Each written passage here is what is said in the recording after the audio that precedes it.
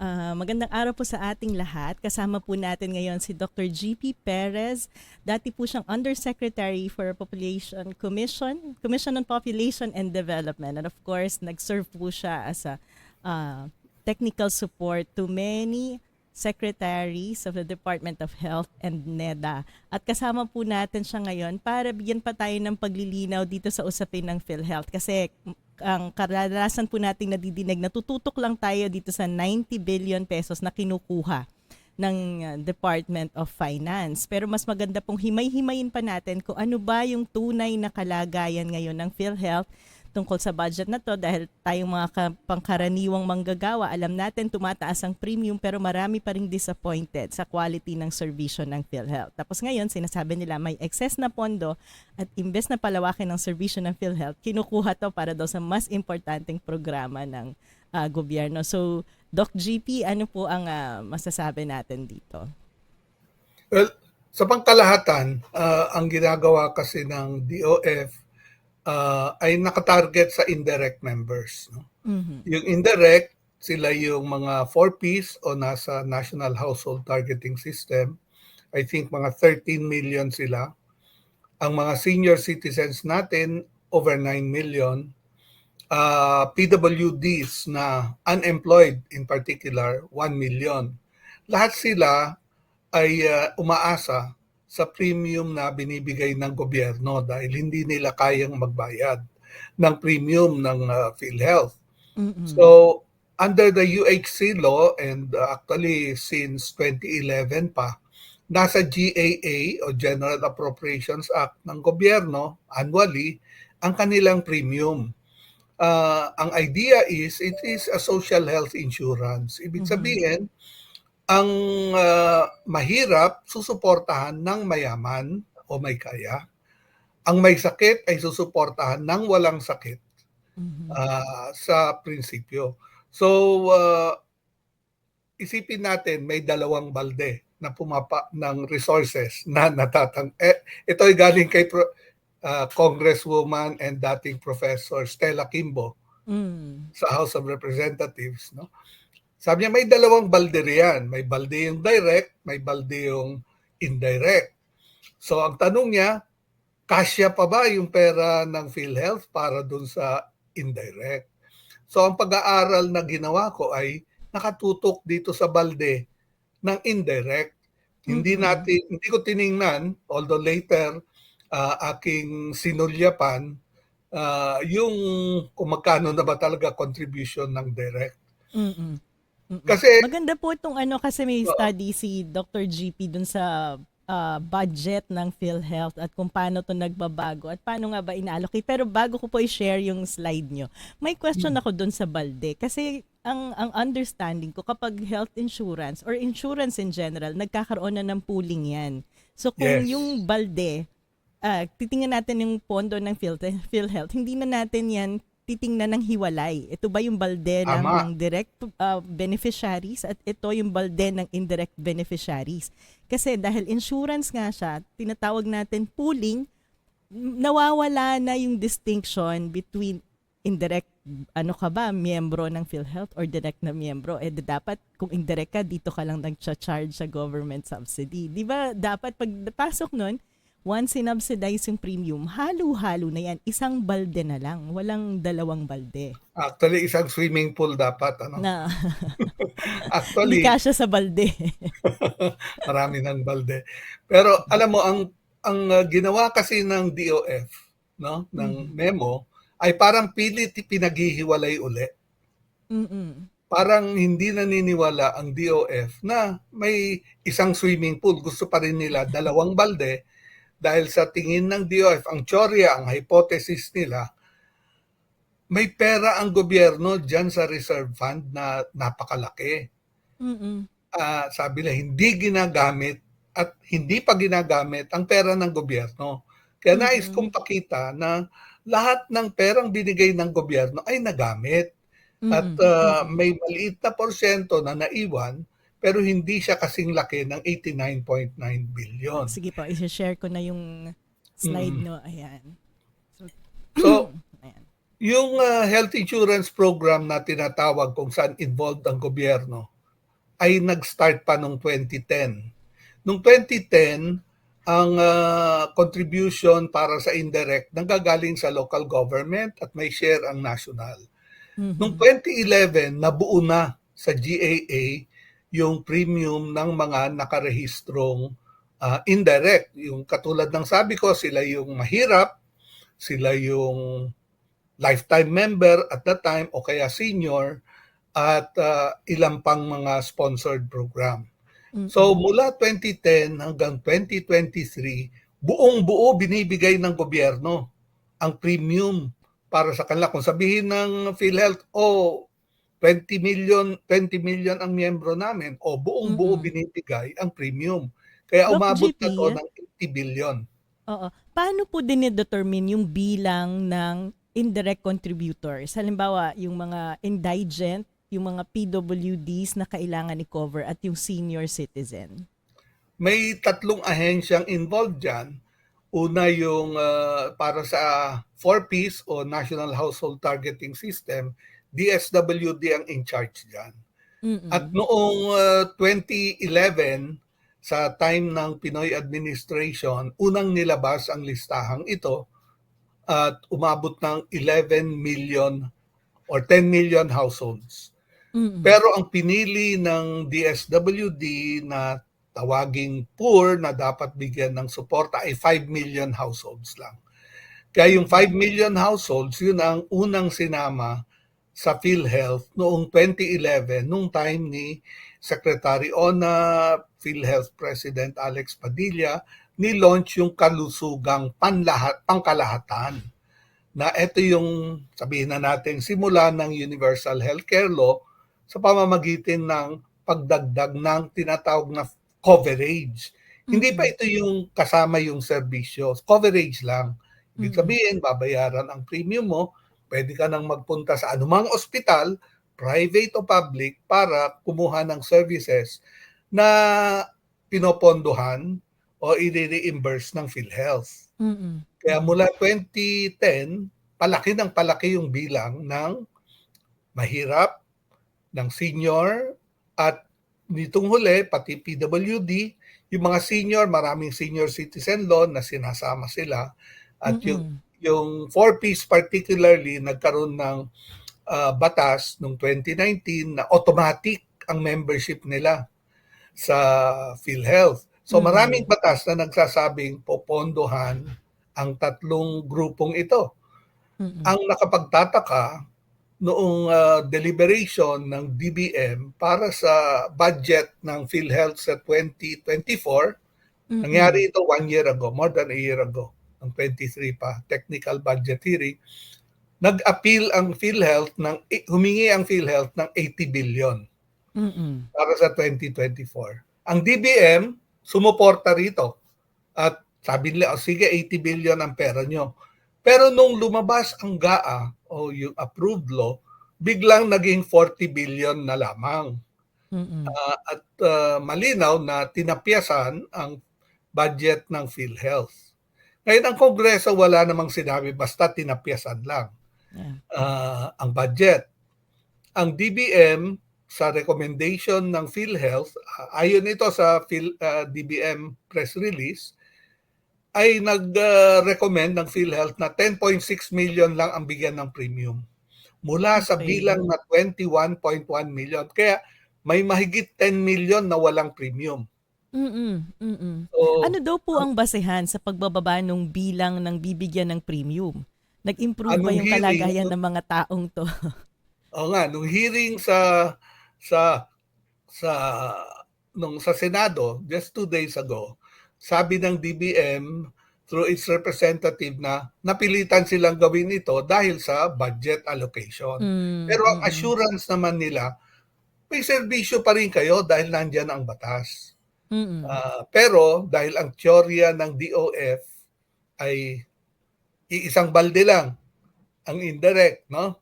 So, inanalyze ko talaga, kaya pa ba ng PhilHealth na tustusan ang benepisyo? Ganong kalahati na lang ang budget for 2024.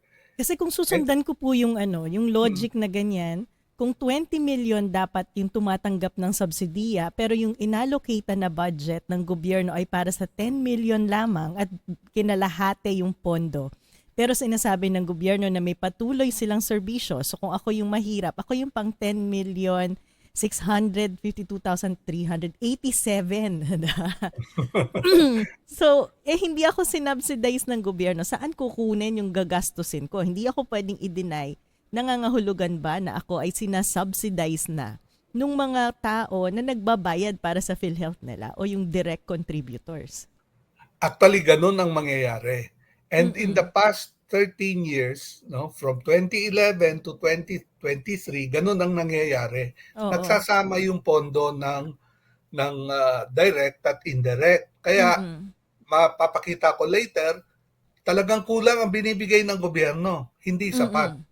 Hindi Oo. hindi tama yung sinasabi ng DOF na may excess na funding sa Oo. indirect. Oo. So, sa puntong yun lang, nagagamit ang perang ito na binibigay ng gobyerno. Oo. Ngayon, for the So in first effect time, may ano yun, may hmm, pagka-unfair yun eh. Kasi yung mga manggagawa, patuloy na tumataas yung premium na binabayaran, ang expectation doon dapat nag-i-improve yung serbisyo ng PhilHealth. Yung quality at yung at least yung scope man lang, halimbawa outpatient, o nadadagdagan ko ano yung mga pwedeng i-cover. Ramdam na ramdam ng taong bayan yan na parang napakaliit ng epekto ng PhilHealth lalo na pag na-ospital ka. Ang yes, nangyayari actually, pala, sabi kahit nga ng lumalaki yung batas, premium mo, yeah, sinasubsidize mo na rin yung mga indirect yes. na dapat gobyerno ang nagsasubsidize. Parang may social contract, sabihin mo na, under the Mm-mm. UHC law, and even Mm-mm. in principle ng social health insurance, Mm-mm. na magbibigay ng pera ang may kaya ng kung ano yung nakalagay sa premium. Pero ang gobyerno dapat may katapat na resources. Correct. Mm-mm. Medyo nandadaya ang gobyerno kung hindi niya ibibigay ng tapat yung dapat i-share Mm-mm. ng gobyerno na nire-require ng law. So, Oo. nagiging pilay o hindi, kahit na nag-share sila, magiging Mm-mm. mas malaki ang share ng direct, nababawasan ang resources para palakihin ang benepisyo. Mm-mm. So Mm-mm. may Sige ganung po. ultimate effect 'yan. Mm-mm. Kasi kung tuloy-tuloy ang deficit ng gobyerno, ay talagang mapipilay ang buong resource pool, and Mm-mm. magkakaroon ng down the line, strategically magkakaroon ng problem ang PhilHealth.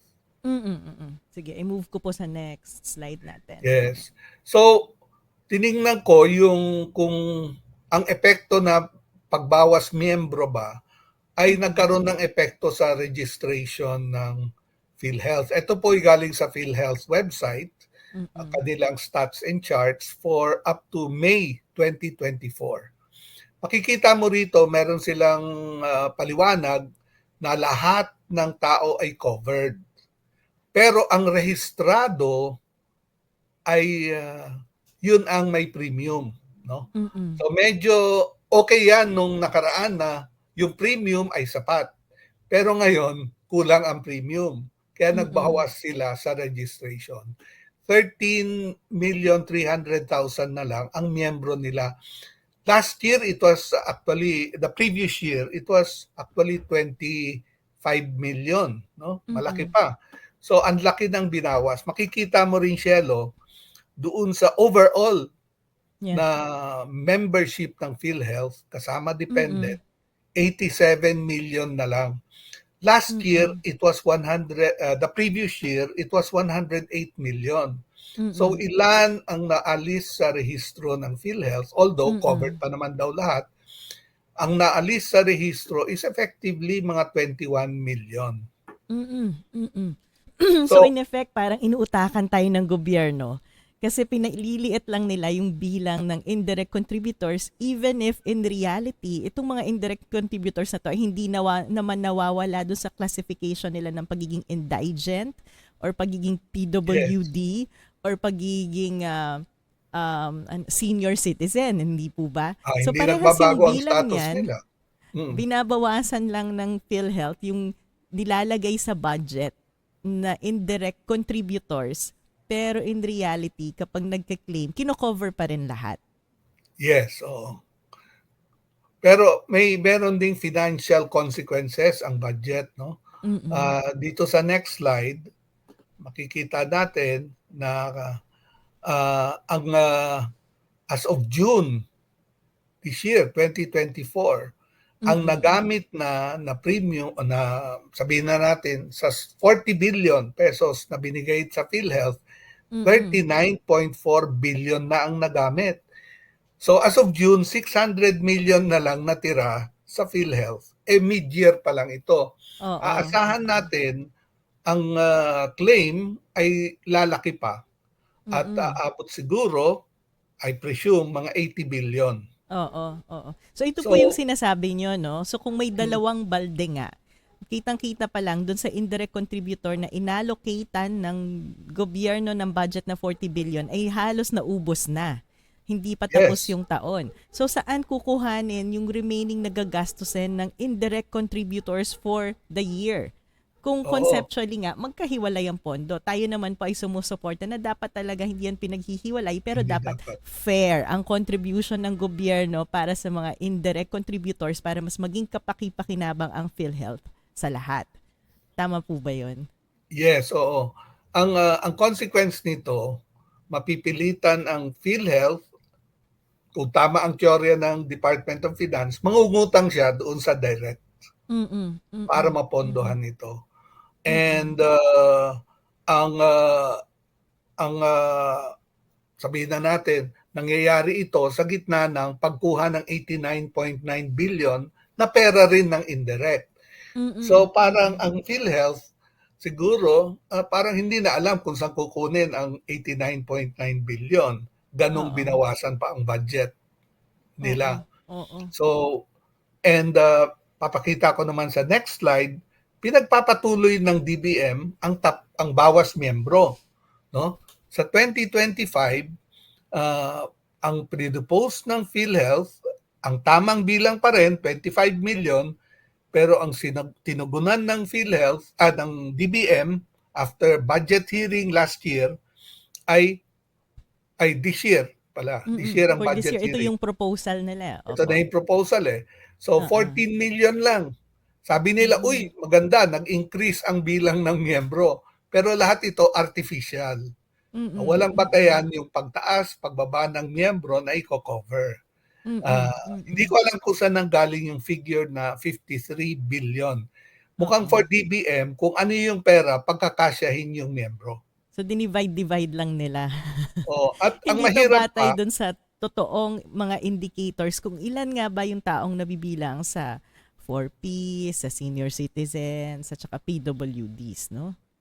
at makikita mo pa, Shelo, ang kailangang premium sa talaga para sa miyembro ay 6,000 ang tamang Mm, premium. mm. Ah, Yes. at pero pagdating sa 4 piece, ginawa itong 3,000 lang. Mm, So kalahati. So nung earlier in August, sabi ko yung sana i-cover pa rin lahat kahit mababa premium. Pero mukhang mm. hindi 'yon ang sinusunod ng DBM. Sasabihin nila Oo. ito lang tapos binawasan pa yung premium. Kaya Medyo magdududa ka. nakaka-disappoint po 'to, eh, kasi binawasan na yung number ng miyembro, binawasan pa yung premium. And normally sa konsepto ng insurance, kapag mas mataas yung risk mo, dapat mas mataas ang premium mo, hindi Yes. po ba? Eh kung Oo. nabibilang ka sa mga indigent at low income, ibig sabihin po ba nun dahil mas mababa yung premium nila, mas malusog sila? In fact, mas vulnerable po ang sektor na 'to, mas madalas magkasakit, kulang sa nutrisyon. At sa kasamaang palad, ang DBM, imbes na ibigay yung full premium na kailangan ng sektor na to, ay binababa pa from 6,000 to 3,000. Yes, Isa at pang sa napansin ko senior, dito, Doc GP, binabaan din ang senior, oo nga 6,000 to eh, 5,000. correct. Tapos nawala yung mga ibang tao. Kasi itong proposal ng PhilHealth kasama din yung SK kasi nasa batas din yan na dapat covered sila. So ngayon hindi na sila pinondohan ng DBM, tama po ba? Kasi walang amount na Yes, nakalagay para sa wala. SK officials. Oo, Ah, actually yung mga sektor na yan dapat mabahala rin sila. oo. Pati yung mga solo parents na unemployed at solo parents na employed na kasama sana sa proposal ng PhilHealth na makover ay tinanggalan din ng DBM ng budget. Tama Yes. po, no? Yes, and yung meron tinatawag diyan UHC expansion, yung Mm, point of mm, service 'no, yung ikatlong elementary yan. mm, Ngayon yung grupong yan mahalaga yan ano, dahil sila yung mga catch-all yan, eh. Kung mm, ikaw ay between jobs, wala kang trabaho, hindi ka nakapagbayad ng premium ng nakaraang 6 na buwan, mm. bilang direct contributor, biglang nasa parang nasa loob ka na ng pool. Pero ang Yes. NHTS matagal bago isama yung mga yon. So eto yung mga miyembro na pwede mag-enroll at point of service Mm. para i-cover ang kanilang health needs. Para tunay na universal. Yes. So So hindi po ibig sabihin kailangan nila nakapagbayad ng premium o miyembro sila dati. Kung wala kang trabaho at bigla kang nagkasakit, maaaring immediately i-enroll ka sa PhilHealth. Tama po? yes, yan yung expansion. Yun din Mm. binawasan din ng DBM. And Oo. alam naman natin, ewan ko, taas-baba ang employment, no? And of Mm, course, mm. marami yung tinatawag precarious employment na Yes. maaring hindi binabayaran ang PhilHealth nila. So, Mm, malaki rin mm. ang bilang siguro nitong mga unemployed at nasa, uh, sabihin na underemployment yata ang formal term, no? Mm, Na mm. magbebenepisyo sana rito. So, yun ang mga sektor na tinamaan nito.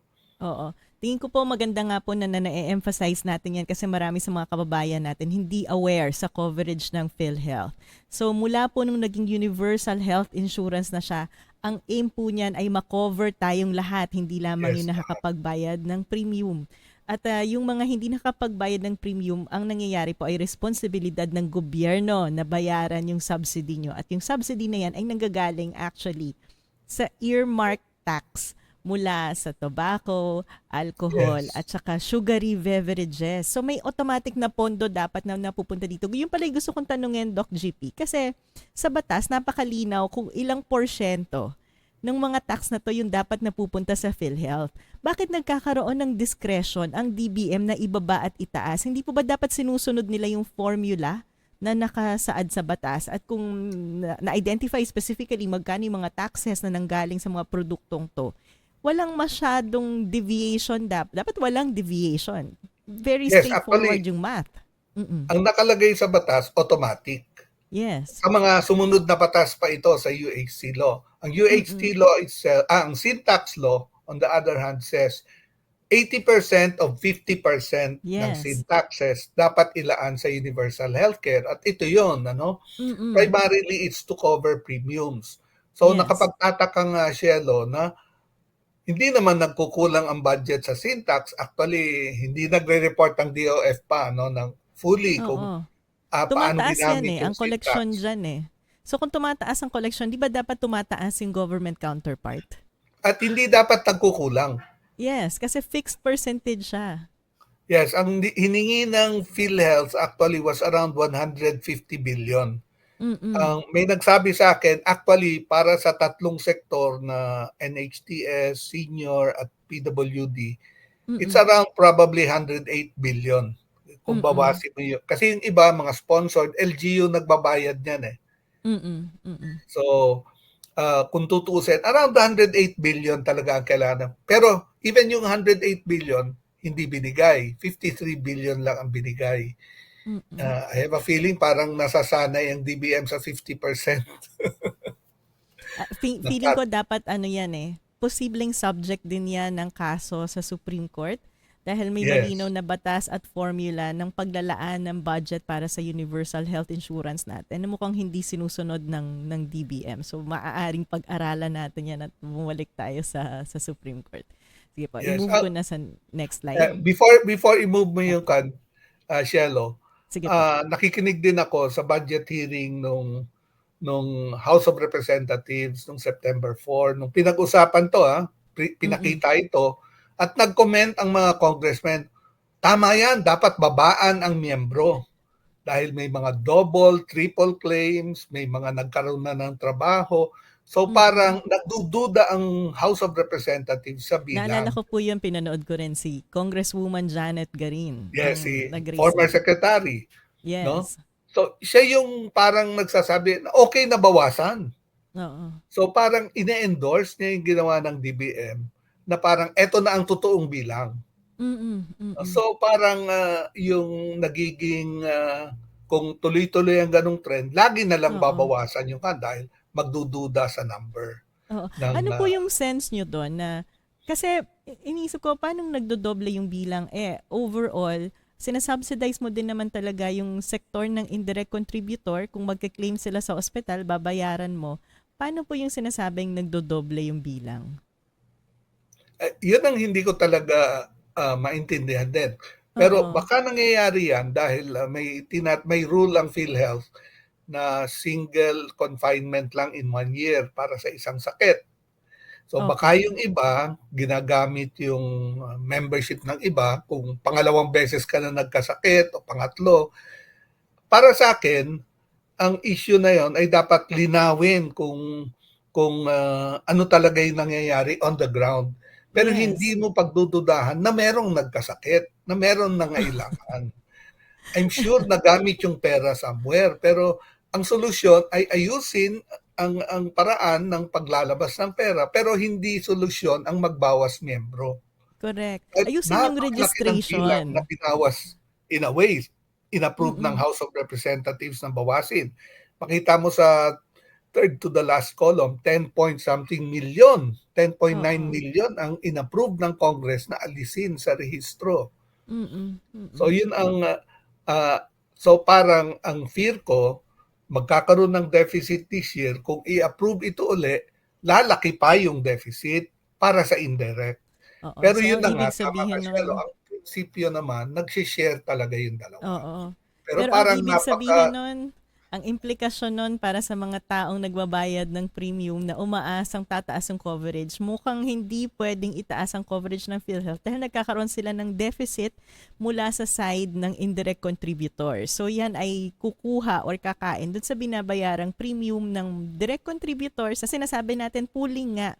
Kaya lang ibig sabihin, kung kulang yung subsidiyan ng gobyerno, kumbaga yung swimming pool mo, kulang yung tubig, kalahati lang yung laman. Kung malalim yan at maraming tubig, maaaring lakihan yung serbisyo na natatanggap ng lahat ng miyembro ng PhilHealth. Pero dahil po sa ginagawa ng gobyerno na hocus-pocus to oo, nililiitan mo yung bilang ng covered mo para liliit din yung subsidy na ibinibigay mo. Pero sa totoo eh, lang, yung tumatanggap ng serbisyo at benepisyo ay lumalaki. Bakit hindi doon i-base yung member count? I assume yun yung basehan ng PhilHealth. Kaya ganito yung bilang ng member count nila. Batay doon sa mga nag-claim the previous years, hindi po ba? Hindi ba mas yeah. empirical evidence yun kaysa yung ano ba tong ginagawa ng DBM random Hindi, reduction in yung number? ang reason kaya kailangan universal, Shelo, and of course, Mm. hindi lang yung mga nagkakasakit. Kasi kung yung nagkakasakit lang iko-cover natin, ang gagawin na lang natin sickness package, no? Yes, oo. Isang sickness package for everyone who gets sick. Pero dahil ang prinsipyong sinusunod natin ay social health insurance, yun nga, Mm. ang solidarity ng mayaman sa walang kaya, ang solidarity ng may sakit, ng walang sakit sa may sakit, principles ito ng social. So, kinakailangan lahat mabigyan ng sa teorya ng public health, 20% o 1 in 5 ang nagkakasakit taon-taon. Mm. Either Mm. kailangan ng emergency, care, kailangan ng outpatient care, o kaya hospitalization. Ang Mm. Mm. na-o-ospital, mga 5% of that number. Mm. So, Mm. with that in mind, dapat, ang, coverage mo ay para sa lahat dahil hindi mo naman alam within your population kung sino magkakasakit. Kung Oo. bawasin mo yung isa o ilan, parang sinabi, "Ay, huwag ka magkasakit this year, dahil hindi ka Hindi ka covered. Medyo nakakatawa nga po yun kasi itong ginagawa nila, sinasabi nila kung 20% ang mahihirap, 5% lang yung nagkasakit. So dapat ang i-cover lang natin yung 5%. Which doesn't make sense. Kasi sa isang insurance mechanism, yun nga po yung tinatawag na risk pooling. Kaya Yes. 5%, 10% ang nagkasakit. Kung ilan yung dapat i-cover, kung 20% ang mahihirap, dapat lahat sila may premium counterpart. Kasi hindi rin naman 6,000 lang yung gagastusin Talagang the way Yun po insurance yun. work, 'di ba? minsan hindi ka Mm. magkakasakit pero yung binayad mo ay gagamitin para tustusan yung mga nagkakasakit na mas malaki yung gastos. Minsan naman magkakasakit ka, ang gagastusin mo ay mas malaki dun sa premium na binayaran mo. So yun yung kukuhanin dun sa mga nagbayad pero hindi nagkasakit. Kaya mali po kung ang gagawing justification ay 5% lang naman nagkasakit, ito lang yung lalagyan natin ng counterpart. Parang ganun ang teorya niya. Pero kung gusto mo makita yung nangyayari, can we go back to the previous slide? Makikita mo kasi this year, ang nag-claim out of the 13 million, I guess, na Mm-mm. nasa ay more than 4 million sa indirect. Mas Mm-mm. mataas ngayon ang claim ng indirect kaysa direct. Mm-mm. At mas Oh. malaki yung value na kinukuha ng indirect sa direct. Mm-mm. So, Mm-mm. ganito kasi yung nangyayari pagka i-expand mo yung coverage to the marginalized, the poor, and i-expand mo yung benefits, gagamitin talaga yan ng tao. And Mm-mm. tataas ang utilization. Nakikita na natin ngayon.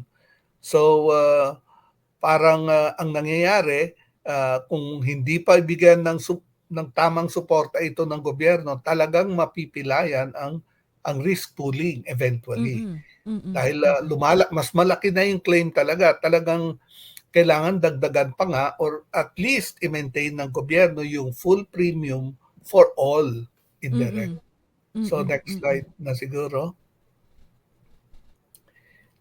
Yeah, gusto ko lang i-reiterate, lalo na sa budget, kasi lahat yung pinakita natin before was really budget proposal, budget approval, Mm-mm. pero in the end, pagka lumabas na sa Kongreso yung GAA, gagawa ka ng action to execute the budget. Mm-mm. And in executing the budget, dapat na-guide ang DBM at PhilHealth din dito sa sinabi ng Universal Healthcare Law sa Section 10. Now, for indirect contributors, premium subsidy shall be and included annually in the GAA. Mm-mm. Para sa lahat, hindi para sa kalahati o para sa one-third na ginagawa nila. So, lahat. Tapos ang pangalawa, the fund shall be released to PhilHealth. Ang nangyari kasi, yung 80 billion na dapat magpunta sa PhilHealth, inalis nila at binigay nila sa ibang area ng budget. Kung sa pag-aaral ko, Mm-mm. inalis sa PhilHealth at nilagay, I presume, sa MAIP program. Actually, may ano po yan, may statement ang DBM dyan. Kasi may nakita akong press release nila dahil nagtanong nga yung mga tao, bakit bumaba ng 40 billion yung budget for PhilHealth? Yeah, At sumagot na sinabi ba nila, oo, ang excuse nila ay, ang overall health allocation naman hindi bumababa dahil yung 40 billion nilipat natin sa MAIP. Yun na nga So, alam ko ang teorya budget-wise is may ceiling, may bahay ang isang ahensya, isang sektor. Hindi naman inalis sa health. Pero kung titingnan mo, ang MAIP is a topping up program. Ibig sabihin, yung hindi kayang bayaran ng PhilHealth, yung nagkukulang na ang resources, pwedeng dumulog sa MAIP para ma-top up ang pondo nila. So, kailangan PhilHealth muna magbayad bago MAIP. Oo.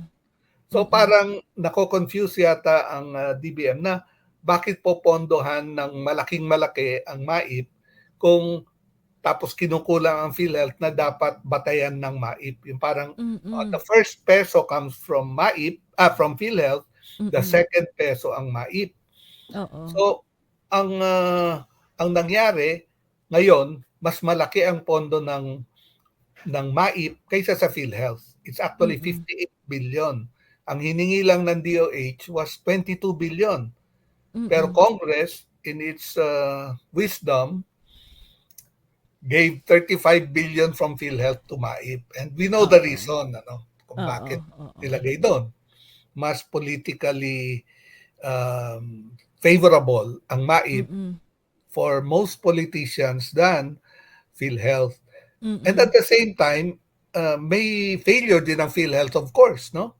Dahil sa napakaliit ng coverage ng benefit packages ng PhilHealth, ay talagang parang lumalabas na mas pinapaboran talaga ang MAIP dahil mas madaling gumamit ng pera from MAIP kaysa sa PhilHealth. Mm, mm, So mm. it's also important for PhilHealth to really get its act together. Yeah, Kasi kung hindi, lahat ng pera mapupunta na sa MAIP and oo. parang predestined na if-fail ang social health insurance. So yun yung I think issue dito. napaka-importanting malaman ng mga taong bayan yan kasi minsan na-appreciate natin yung MAIP dahil binibigay yan Tama. sa atin ng mga senador, congressman. Pero sa totoo lang po, mas pahirap ng buhay yan kasi kung nasa PhilHealth tayo, pagpasok natin sa ospital, automatically nagkakaroon na ng deduction ng PhilHealth. Kailangan lang natin pakita kung ano yung status natin with respect to PhilHealth membership. Kung indigent naman tayo, na-enroll na din po tayo sa PhilHealth. Yung ospital lang ang kailangan nating kausap. Kung MAIP, pupunta pa tayo at manghihingi ng guarantee letter sa bawat politiko na kailangan nating puntahan. Kung nasa PhilHealth Yes. po yan, hindi natin yan kailangan gawin. Kaya kung tutuusin po, itong MAIP ay actually mas pahirap sa atin dahil kailangan pa natin magkaroon ng utang na loob sa mga politiko. Yeah, very favorable sa kanila. Kaya yun ang gusto nila. Ngayon naman, Shelo, sa next slide dito, gusto ko namang pakita na ito yung history ng ating health insurance, sabihin na Ay, sorry. natin, Nag-move. sa since 2010. Nung unang ginawa yung batas, nung unang create ang PhilHealth, talagang target na magkaroon ng universal coverage, no? Mm-mm. And ang deadline sa PhilHealth was actually 2010. Napasa yung batas ng 1995, sabi by 2010 dapat 100% na. Pero Mm-mm. ang lumalabas by 2010, 2 million pa lang ang na-enroll nila kaya napakababa. At Mm-mm. saka nangyari ang teorya nila ron, magbibigay ng pera ang LGU, magbibigay ng counterpart si National. Medyo magulo, mahirap ang proseso. Kaya nung 2011, nag-create ng inaccept ng PhilHealth ang lahat ng 4Ps. So mga 6 million sila at that time na maging miyembro. At biglang tumaas ang membership to 83%. And government by 2012 83% of the of the population. population. Opo, Oo, okay. Mm. 83% of the population. So government started putting in yung pera in accordance kung ilan yung pumapasok sa PhilHealth.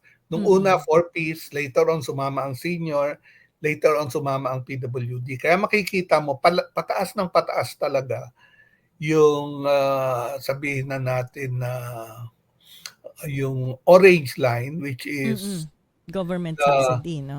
subsidy, no? Mm. Pero makikita mo na yung teka lang, yung blue yung tama ba 'yun? Premium. Blue yung premium. So yung Mm. premium was just right nung simula, pero makikita mo every year kulang ang premium. Except Mm. in 2014 and later on nung time ng COVID 2021 and 22, mas Mm. mataas yung premium kaysa payment. Mm. Mm. Kung i-add up mo lahat ng binigay ng gobyerno as premium na pumasok sa PhilHealth, next slide, makikita natin na ang binigay ng gobyerno ay Ay, sorry. 564 billion sa loob ng 13 taon. Pero ang binayad ng PhilHealth ay 553 billion. Mm. And so ang sabihin na natin, ang naiwan sa PhilHealth at pumasok malamang sa reserve fund ay 10.8 billion lamang. Mm. Mm. Nag-compute din ang DOF para sa next slide sa 2023. Sabi nila, kung makikita mo yung column for 2023, ang binigay na pera ng gobyerno was 78 billion. Ang ginamit ng PhilHealth was 40 billion. So sabi nila, meron pang sobra na 38.8 billion. Mm. Pero maaga nilang kinompute yung 40 billion. Kinompute nila as of December 2023 na hindi pa kompleto ang bayad ng PhilHealth. So Mm. next slide, At saka makikita natin. may naalala ko po sa mga ganitong budget allocation, hindi po ba may 2 years to spend the subsidy? So kung halimbawa 2023 allocation itong 78 billion indirect contributors premium, kung hindi yan naubos for 2023, dapat pwede pa yan gamitin sa 2024. Tama po ba? Yes, oo. Sa I think inilift na nila yung rule na yung dapat within the first quarter of the following year ubos na yung budget na yan or Mm-mm, first mm-mm, 6 months. So mm-mm, actually it will be good for 2 years. Pero sa ginawa ng DOF, pinutol na nila as of December 2023 ang estimate nila. Pero makikita natin yung 40 billion na akala ng DOF na yun lang ang gagastusin ng PhilHealth ay sa next slide, makikita mo na ang ginastos ng PhilHealth para sa indirect as of ito lumabas ito mga June na to, after June, no? mm-mm. Ay 60 billion. So mali ang sa pag-compute pa lang Mali yung ng data ng DOF, DOF. sobra ng 20 billion Mm-mm, ang mm-mm, computation nila. Kaya kung susundin mo ang computation nila, if you presume na tama sila, hindi 89 billion ang dapat kunin nila. Dapat 67 billion lang. mm-mm, Dahil mm-mm, nagamit yung additional 20 billion ng PhilHealth. mm-mm, Ngayon, ano ngayon ang teorya ni Secretary Recto na may pera ang gobyerno doon sa excess fund, sa reserve fund na 504 billion. mm-mm. Next slide natin makikita kung paano talaga lumaki. Ito computation ko nung 67 billion, no? To correct. Mm-mm. So next slide pa. In the last 5 years from 2018 to 2022, ang membership na direct ay tumaas by 7.5 billion from 27 million naging 35 billion. So ibig Mm-mm. sabihin ang dami ng nagbibigay ng 6,000 or more a year. At Mm-mm. makikita natin na yung kanilang binibigay ay gradually palaki ng palaki. Noong 2018, ang sumosobra sa payment nila ay 15 billion. Noong 2019, ang naging surplus ay 10 billion. 31 billion sa 2020, pero nakita mo bumaba yung premium dahil anong 21 lalo na dahil sa bumagsak ang economy, no? Yes, because Bumaba of ang kanilang premium COVID. payment Mm-mm. because of COVID. Pero nakaipon pa rin ng 42 billion dahil overall walang masyado nagpupuntang ospital, bumaba yung claims. Mm-mm. Tapos noong 2022, this is all coming from PhilHealth reports, 65 billion ang naiwan sa reserve. So, Mm-mm. ang reserve na 504 billion, 165 billion nun, galing sa direct. Mm. So, Yan din po, Doc GP. May mm, tanong ako kasi ilang beses ko itong nadinig kay Secretary Herbosa na ang PhilHealth ay pay-as-you-go insurance. So kung pay-as-you-go siya, hindi po ba dapat inuubos ng PhilHealth yung lahat ng pondong natatanggap niya every year to cover yung needs ng mga taong bayan? well, ang pay as you go kasi, ang intindi ko riyan, when you go to a health facility, babayaran ka. Mm-mm. Ngayon, iba yung prinsipyo naman ng pooling, ano? Dahil Mm-mm. naiipon ang pera, ang sinasabi sa UHC law, kung may naiwang surplus o ano man, it goes into a reserve fund at Mm-mm. nire-require ng batas na 2 taon dapat Mm. na ang reserve fund. Ibig sabihin, makover ang cost for 2 years. Ang Oo. average ngayon na ginagastos ng PhilHealth is 150 billion a year. So Mm-mm. kailangan may reserve siya talagang around 300 billion. Billion. Mm-mm. So ang talagang excess doon sa 500 billion is around 200 200. billion. Mm-mm. Pero yung paglaki ng ay dahil sa premium. Ngayon Oo. Oo. dito ang issue talaga sa PhilHealth. Lumaki ang Mm-mm. premium lalo na ng last 5 years, pero hindi nila nabibigay yung karapatang benepisyo. Hindi sila Mm-mm. ganun kabilis maglabas ng Oo. benepisyo. Medyo And nakakamulat yung po tong presentation nyo kasi over the 5 years nakikita natin lumalaki yung contribution ng mga direct contributors, ito yung mga manggagawa natin, yung counterpart ng gobyerno lumiliit naman dahil pinapaliit nila yung coverage nila. Tapos ngayon, pinapaliit pa nila yung kanilang amount ng premium counterpart. So mukhang nauutakan talaga yung taong bayan dito, hindi po ba? Parang sinisira ng gobyerno ang kanyang social contract na Mm. sasagutin niya yung mahirap basta at magtutulungan tayo. Pero ngayon, binabawasan nila yung pagsagot para sa mahirap. Kaya Mm. nakokompromiso ang sabihin na natin ang situation. Yung Although, kabuuang malaki talaga ang programa ng naipon. ano. Mm. Kung titingnan mo rin sa next slide, for 2023, ang binigay ng direct contributor last year ay umabot ng 158 billion. Mm. Ang ginastos para sa direct billion.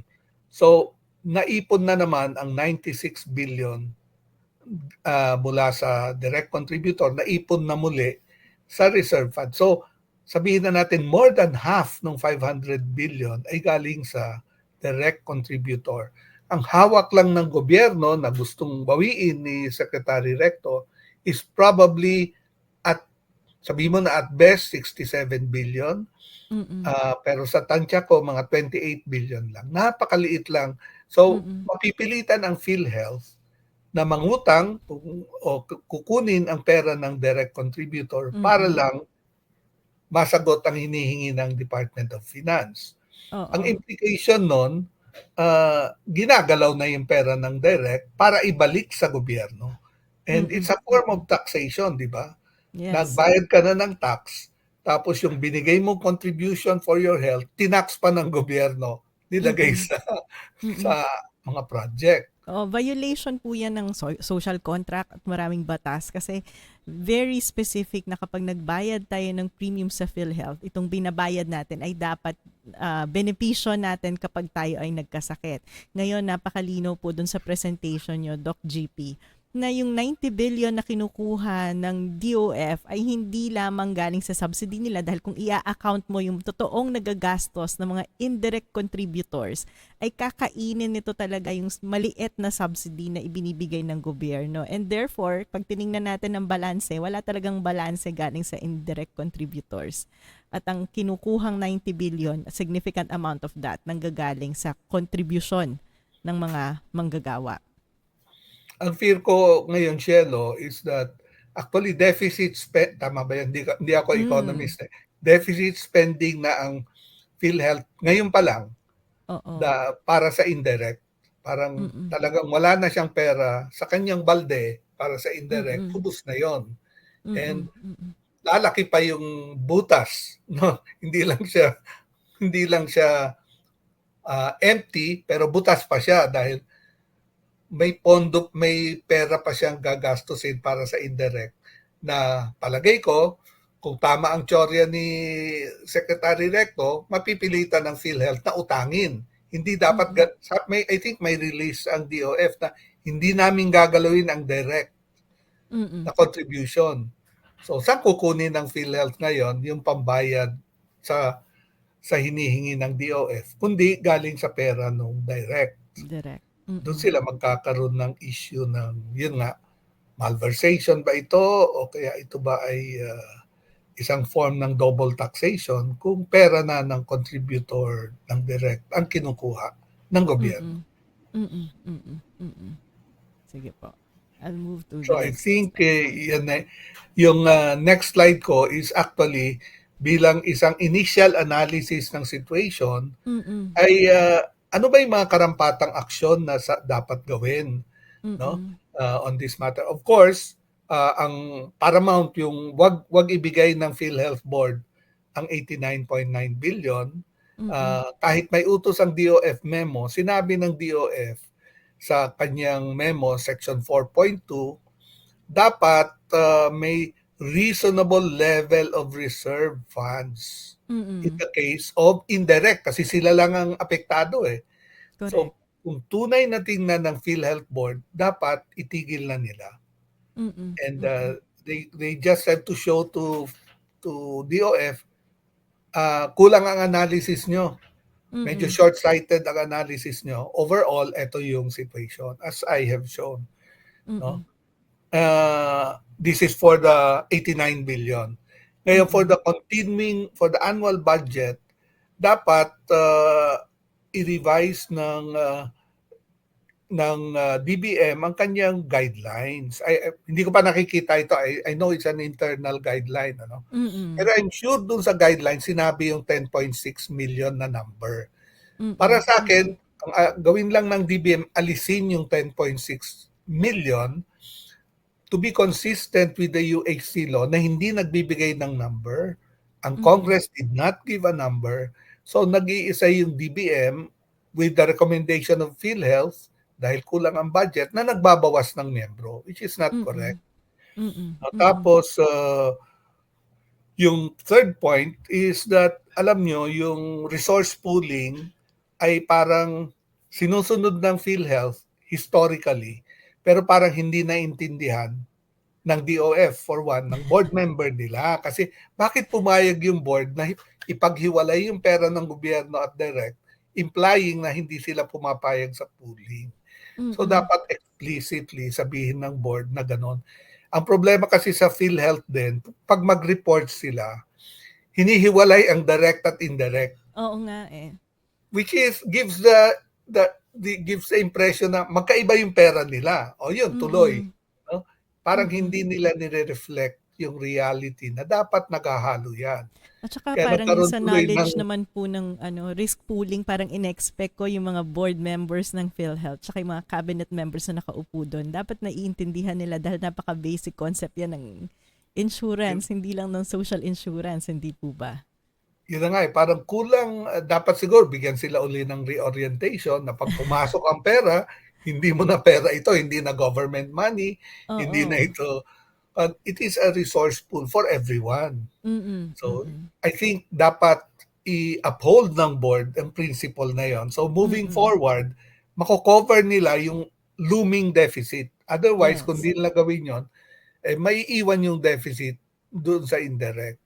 Mm. Mm. Um, yung isa pa, wag na ulitin, yung number 4, wag na ulitin yung subsidy lower than the numbers and the premiums required. Dapat fully funded and hindi ko na binanggit dito yung syntax pero yun ang Mm. implication. May pera naman sa syntax, pat kayo nagbabawas. Mm. Pero tama rin naman to some extent, let's say yung ilang Congress people like Congresswoman Garin na nagdududa sa count. So kung Mm. may duda sa count, dapat kausapin ng PhilHealth ang tatlong ahensya, DSWD, National Commission on Senior Citizens at National Commission on Disability Affairs Mm. para ayusin ang listahan para hindi na uli magkakaroon ng duda ang House of Representatives or even Senate sa count. Mm. And Mm. ikalimang punto na dapat i-consider ay tingnan kung paano ma-increase ang benefit payment ng PhilHealth. Kaya naiipon kasi yung pera sa PhilHealth. Ang nagkakasakit ay ganun pa rin ang bilang pero ang kino-cover nila ilan lang. Ang nakikita kong problema yung local government, sila ang nagke-claim ng marami pero ang local government hospital, marami man ang claim, mababa ang amount na kine-claim nila. Hindi Mm. na-claim ng local government hospitals ang full benefit package Mm. dahil kulang sila ng gamot, kulang sila Yeah. ng diagnostic equipment, so that they can only claim so much. Kaya lumalaki ang out of pocket ng nagpupunta sa government hospitals. And I've seen it again and again na kahit mahirap, pumupunta sa may bayad na ospital. Mm. Dahil at least doon may gamot, may diagnostics, at siguro somehow i-cover naman ng PhilHealth kahit maliit. So nagkakaroon ng let's say pag-iipon sa PhilHealth dahil hindi nakaka-claim ng maayos ang itong mga PhilHealth accredited na sila pero parang mahina sa bilang at value ng claim. Pwede Mm. naman tumulong ang PhilHealth para ma-improve yan. Pero pwede rin Mm. ang DOH ang gumawa ng programa para gawin yan. para Mm. mag-improve ang claim ng local government. Ang ika-6 na punto, yung NHTS. Alam mo, Mm. sila ang pinakamalaking group within the indirect sector. Pero kung titingnan mo yung slide na pinakita ko kanina, although 13 million sila, ang claim nila ay mas mababa pa kaysa sa senior na 9 million lamang. Mm. Totoo na maraming need ang senior, pero even sa claims, kulang talaga, hindi nagiging commensurate. At alam ko yung dahilan diyan, nakita sa previous surveys ng National Demographic Health Survey, may Mm. mga survey ang USAID in the last 3 or 4 years na 30 to 50% lang sa NHTS member na ang alam na member sila ng PhilHealth. Mm. So hindi nila alam na membro sila, hindi nila alam na may benefits doon. So kailangan magkaroon ng programa talaga para i-expand ang awareness. Isang Mm. dahilan niya kaya mababa rin ang claims, ang paglabas ng pera sa PhilHealth dahil hindi Mm. nagke-claim ang dapat mag-claim. Mm. And of Mm. course, ang isang medyo lumalaki talaga yung area ng senior citizens, no? Sa Philippine National Health Accounts na kalalabas lang last year, 30% ng health expenditure ay ginamit ng 60 years and older, ang senior Mm. natin. Sila na ang pinakamalaking consumer ng health. At Mm. nakikita natin ito sa PhilHealth claims, 20% pinakamalaking claim sa senior.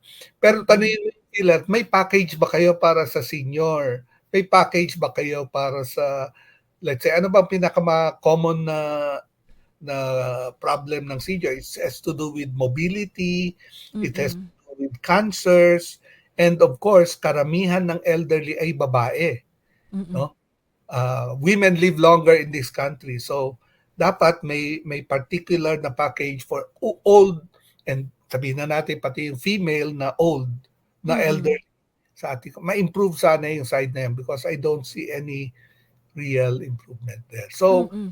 pinakita ko rin ito sa Senado, itong mga suggestions na to, Mm. pati yung Mm. findings last 2 days ago. And Oo. I remember, sabi ni Senator Coco, maganda itong mga suggestions. Senator Coco Pimentel was presiding and I hope they take it on. Mm. Mm. Sa palagay niyo, Doc GP, para sa mga audience natin na nakikinig dito po sa Chikahan with Prof. Shelo, ano yung mga dapat nating gawin? Ako, ang nakita ko talaga, kailangan, ngayon po sinasabi natin, lahat tayo covered ng PhilHealth kasi napag-usapan Yes. natin, mababa ang utilization eh. So kung wala kayong trabaho, pwede po kayong ma-enroll immediately. Kapag magkasakit kayo, pupunta kayo sa ospital. Ang mga 4Ps, miyembro po kayo lahat ng PhilHealth. At ang PhilHealth po, ang coverage niyan ay family level. So kung isa lang yung kung miyembro yung nanay ng 4Ps, kasama po dyan yung tatay at pati yung mga anak nila. Ganun din po sa individual household. Minsan po, di ba, Doc GP, parang in effect, double charging na rin yun kasi kung dalaway nagtatrabaho sa household, pero ang coverage ng PhilHealth dapat household. So dapat isang premium na lang yung bayaran ng isang pamilya, di ba? Yun nga, hindi ko pa alam kung paano mariresolve ng PhilHealth yun, yung Pero two yan, members double working. counting na yan, di ba? Kasi Oo, actually, technically, yung premium ay para sa isang pamilya. Pero kung nagtatrabaho si nanay, nagtatrabaho si tatay, pareha silang nagbabayad ng tama premium. yun, tama yan. Diba? Actually, So matagal baka ko nang dapat, iniisip yan eh. Paano? baka dapat yung math dyan, kapag nagkasakit yung isang pamilya na yon, dahil mas mataas yung premium na binayaran nila, dapat mas mataas din yung porsyento ng coverage. Ang kailangan lang ipakita ay miyembro sila na isang pamilya at dalawa yung nagbabayad ng premium. Hindi po ba? Yes, I think dapat mag-isip ang PhilHealth ng expansion na, let's say, for family members, for households with 2 members, sabihin na Yes. natin, Oo, or even oo. more uh, members na nabigyan ng added benefits, no? Pero, Yes, yes. Kasi mas doble yung binabayaran mong premium. Yung yes, pangatlong, dapat oo, dapat commensurate. correct, dun sa binabayaran nating premium. Unfair naman po, katulad nung nakita natin, yung mga manggagawa, tumataas yung premium na binabayaran, yung government, binababa yung counterpart premium nila. Sa Sisira mga yung usapan. sa mga sektor na pinaka-vulnerable na inaasahan natin na dapat mas mataas ang utilization sa health services natin, hindi po ba? Tapos yung Yes. pang-apat na nakita kong nag-emerge dito sa conversation natin, isang mahalagang legal question baka sa mga consumer groups natin, different health groups, maaaring tanungin ng Supreme Court kung legal ba itong ginagawa ng DBM na pagpapababa ng counterpart, pagbababa ng bilang at pagbababa ng subsidy ng government. Dahil as we discussed, very concrete po, 50% of the 80% nitong mga taxes na kinokolekta natin from tobacco, alcohol, sugary beverages, talagang naka-earmark for PhilHealth. Malinaw po yan. So kung basic math, i-compute natin yan, dapat automatically nakukompute ng DBM kung magkano yung binibigay na pondo sa PhilHealth. So katulad po ng pinag-usapan namin ni Doc GP, hindi malinaw bakit lumiliit yung registered members, hindi naman yan dapat batay lang dun sa gumagamit or nagke-claim. Dahil ang insurance, pooling siya. Binabayaran mo dapat yung premium sa lahat ng members, hindi lamang yung members na nagkakasakit. Yung pang-apat na nakita natin na binanggit ni Doc GP ay mukhang kukulangin pa ng pera itong PhilHealth para i-cover yung mga liabilities niya, no? At malinaw din na base sa computation ni Doc GP, itong 90 billion na kinukuha ng DOF ay hindi lamang subsidy ng gobyerno kung hindi nanggagaling ito sa contribution ng mga direct members ng PhilHealth. Yung Doc GP, ito pala yung tatanungin ko kasi nabanggit mo, yung isa sa dahilan ng low utilization ay dahil dun sa mababang pag-claim sa mga LGU hospitals dahil kulang din yung mga available services sa kanila. Minsan po na-experience ko yan pagka sa government hospital, kulang yung service so gagawin sa private na laboratory, Yes. outside. O pupuntahin ka sa private. Oo. Tapos, hindi na Even yung covered ng DOH yan, PhilHealth, diba? DOH hospital. Oo, yung mga even the big ones, diba? May mga ganyan po. Na, Oo. ang question ko, even with the consulta package ng PhilHealth, dapat may outpatient na yun eh. Pero, sabi ng PhilHealth, ang dami ng naka-enroll. Meron na halos sa 80%, 80+% ng lugar sa Pilipinas, meron ng affiliated, dyan sa konsulta na yan. Pero sa totoo lang, pag hinimay-himay mo yung number na yan, napakaliit ng private sector participation. Wala. Dun sa Yeah, konsulta. minimal. Dahil 1,700 to cover all the required services for a year with may kasama po yung libreng supply ng gamot sa isang taon. Kaya lang, kailangan nyo talagang hanapin kung sino yung PhilHealth affiliated accredited facility. At may Ano po yung co-payment tingin nyo yan, dun? Cielo. Ah. Sa private, may co-payment yata na 700. Pesos. Yeah. Pero I think isang problema din yan ng PhilHealth na siguraduhin na hindi lamang public facilities yung magbibigay at mag-accredit sa kanila, kung hindi pati private. Kasi maraming lugar po ay, katulad ng sinabi nyo, very limited yung serbisyong na provide ng ating mga public hospitals. Magandang idea yung pag-igihin yan talaga at paggandahin ng facility. Pero sa katotohanan, mixed service po talaga tayo in terms of health services na dapat tayo bilang mga mamamayan nagbabayad ng health insurance, may choice. Kung gusto nating pumunta sa isang private na hospital or sa isang public na hospital, dapat nababayaran ng gobyerno. Parang ito ay indikasyon na kailangan talagang i-review ng PhilHealth yung kanyang benefit package at yung mga binabayad niya sa ating mga professionals at hospital, hindi po ba? Yes, ang nakikita ko lang, parang natutuon lahat ng pansin ngayon sa PhilHealth. But they are not providing services. They are only paying for services. Yes.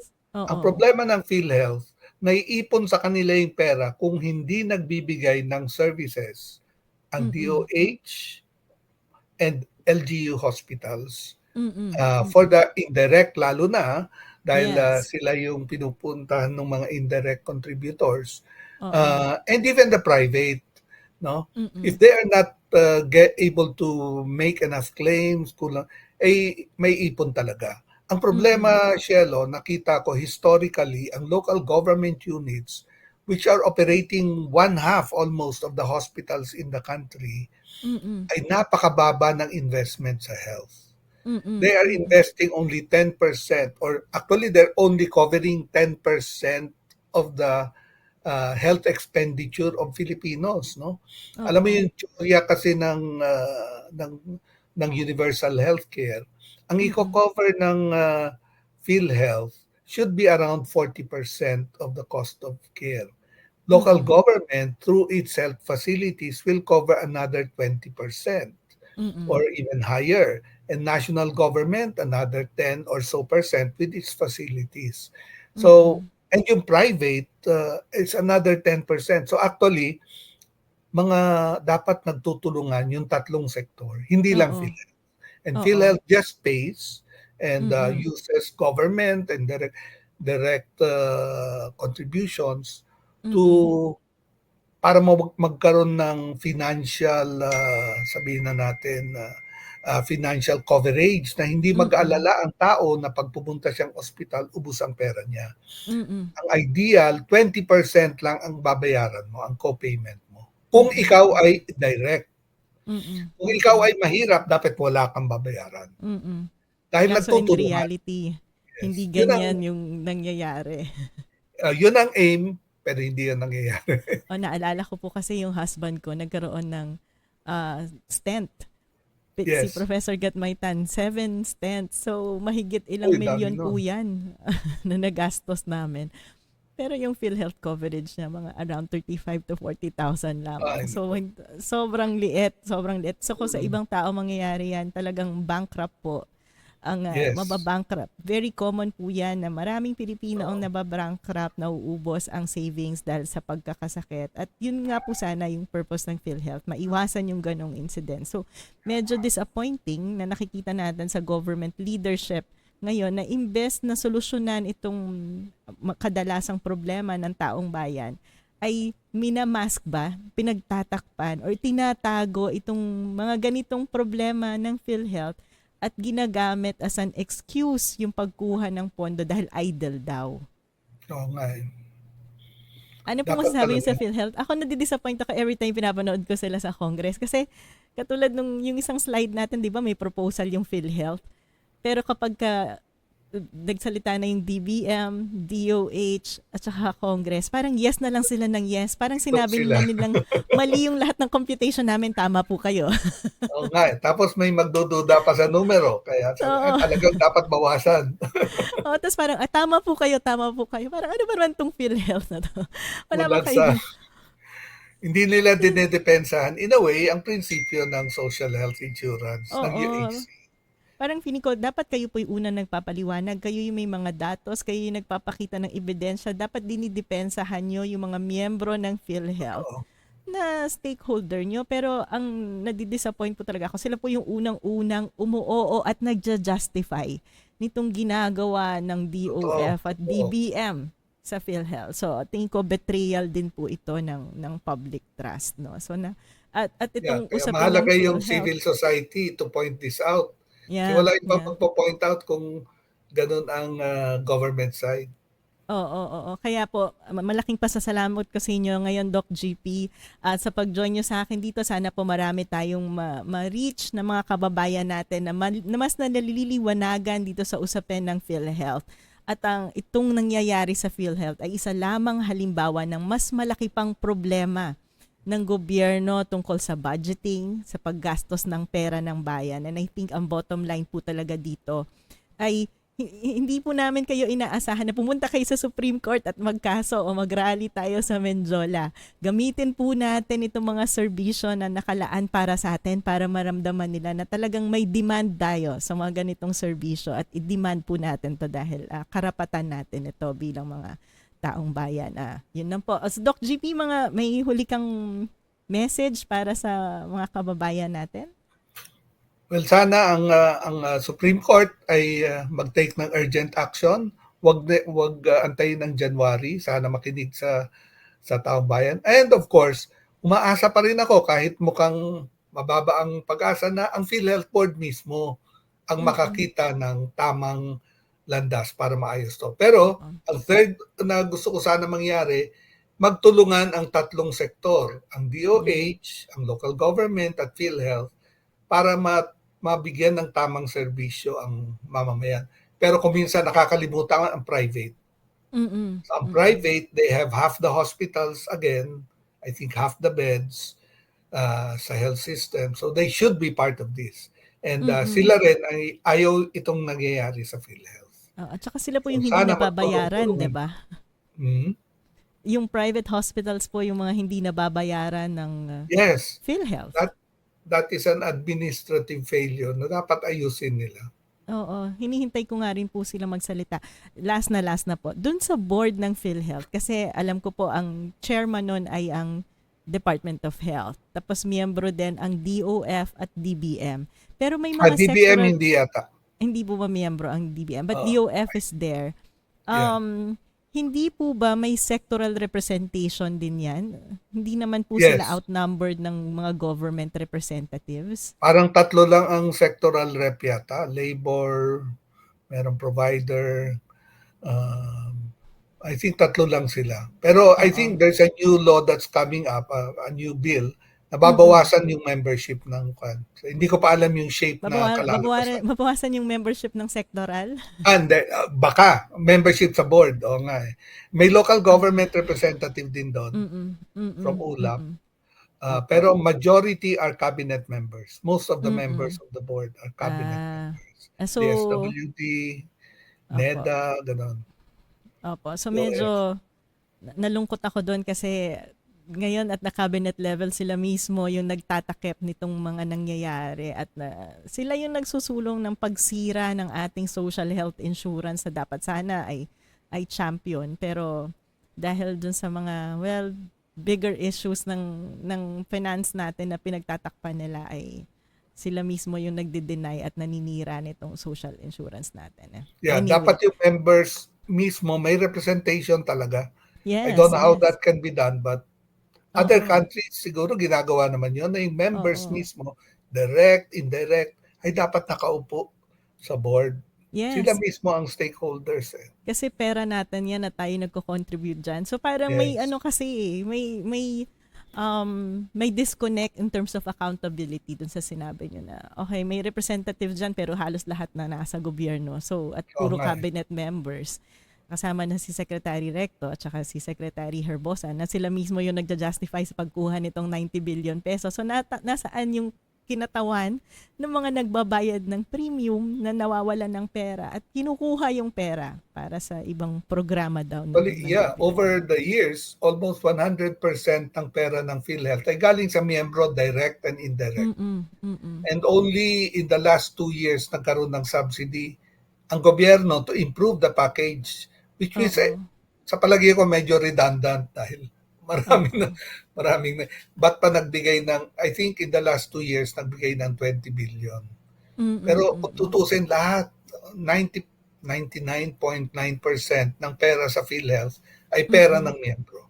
Oo. So isama po natin yan sa panawagan natin na tayong mga nagbabayad ng PhilHealth contribution ay dapat may kinatawan doon sa board ng PhilHealth. Anyway, so maraming salamat po Doc GP sa pag-paunlak nyo dito sa invitation ko sa inyo na magbahagi ng inyong kaalaman sa PhilHealth at sana po sa mga audience natin napalawak natin ang kaalaman natin at ipagpatuloy ang pakikipaglaban para sa karapatang pangkalusugan. Maraming salamat po Doc GP at magandang araw sa inyo.